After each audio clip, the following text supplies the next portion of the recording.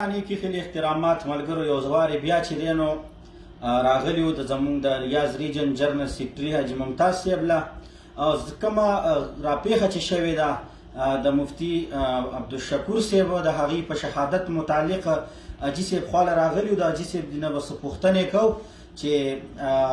مفتي عبدالشکور صاحب څنګه انسان و د هغې په زندګۍ باندې به لږې شانتې کې خبرې اترې زمونږ د حاجي صاحب نه ورو. سلام علیکم حاجي صاحب. وعلیکم السلام ورحمة الله وبرکاته. حاجي صاحب په پروګرام کې د تهرکلې وایو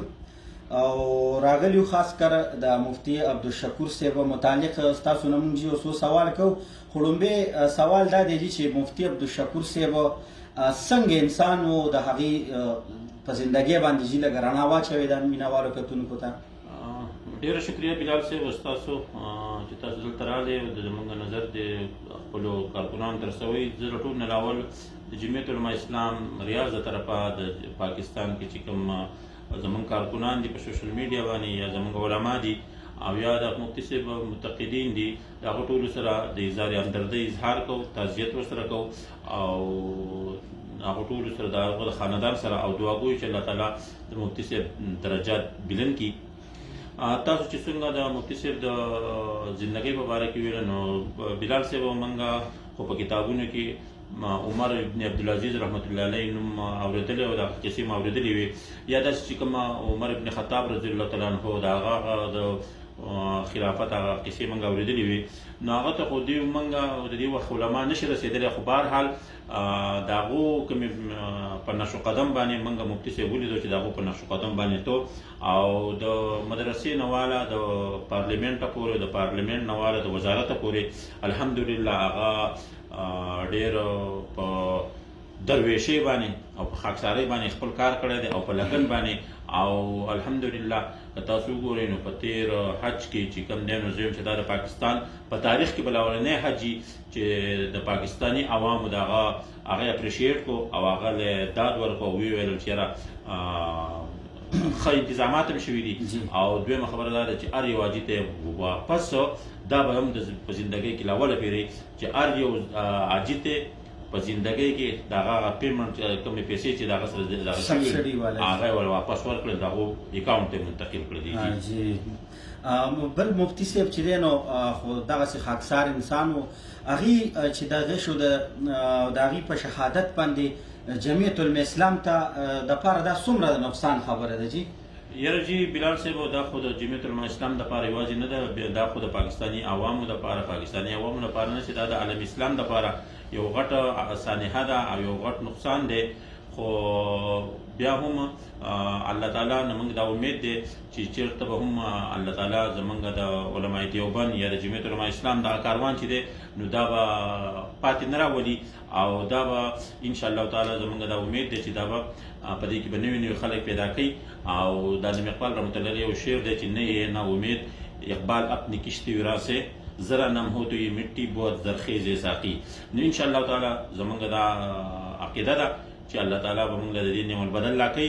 او واقعي چې دغه خو دغه کېږي نه خو څنګه چې هم زه دا خبره به لږه سوا کړم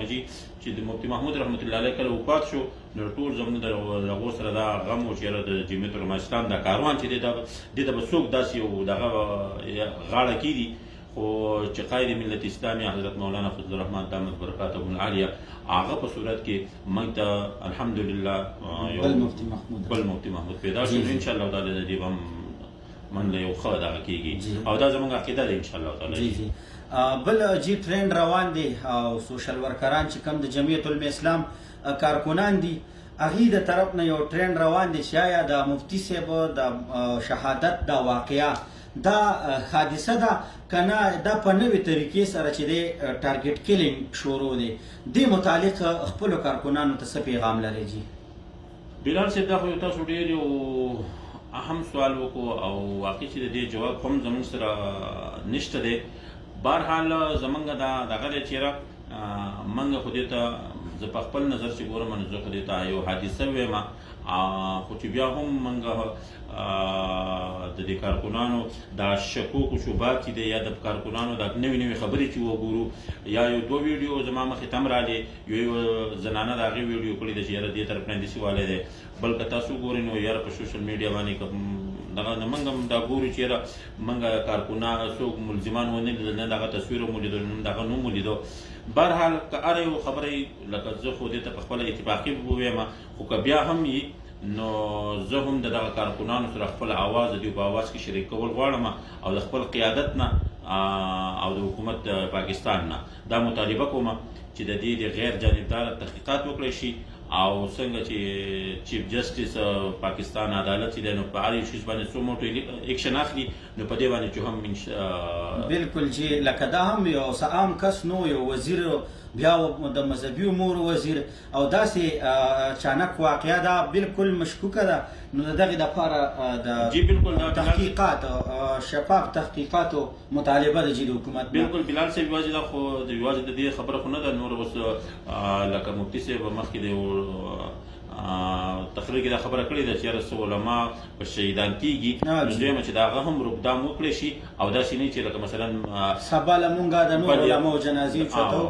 نو د دې لپاره بالکل زه د دې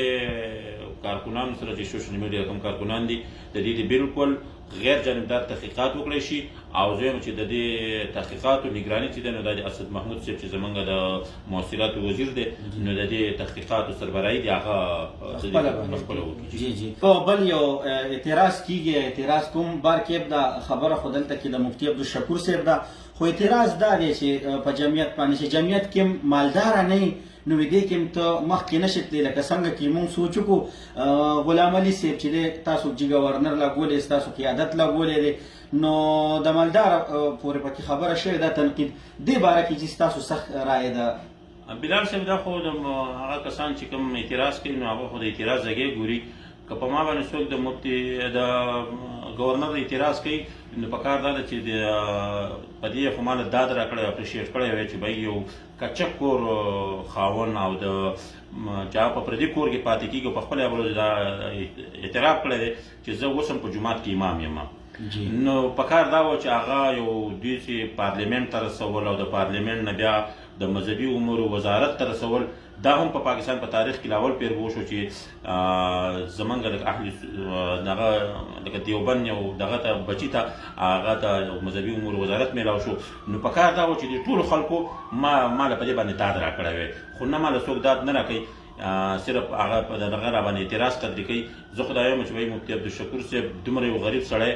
پارلیمنت ته رسول او بیا د پارلیمنت نه مذهبي امور وزارت ورکول دا د جمعیت علماء اسلام کارنامه ده د قاعده ملت اسلامیه او زم چې د اصل چې دین دا په اعتماد باندې کیږي او په مهنت باندې نو چې کوم قسم مهنت کوي هغه مالدار کوي او غریب کوي نو چې مهنت کوي نو هغه بازي کې ترسيږي ان شاء الله تعالی زه خدای ټول ته دا ډیره مننه جی تاسو بوریدلې وی چیرې دا په غریب او په مالدار نه دا تنقید والا چې دا چې کوم خلک تنقید کوي ځکه چې مفتی عبدالشکور صاحب د چکور کې پاتې کېږي او هر چاته ښه معلوم سړی چې په موټر سایکل باندې به کله ګرځېده کله به پیادل روانو دا ټیم کې چې دی نو په موټر ته په خپله ناستو ډرایور یې نه پازابو داسې عجیز انسان هغه بیا ولې د مذهبي امور وزیر جوړېده نو دغه سوال دا جواب شو چې صاحب ټیم مو درنه واغشتې ډېره مهرباني الله پاک مخ آباد لره ستاسو ورور بلال اجازت غواړم د الله په امان.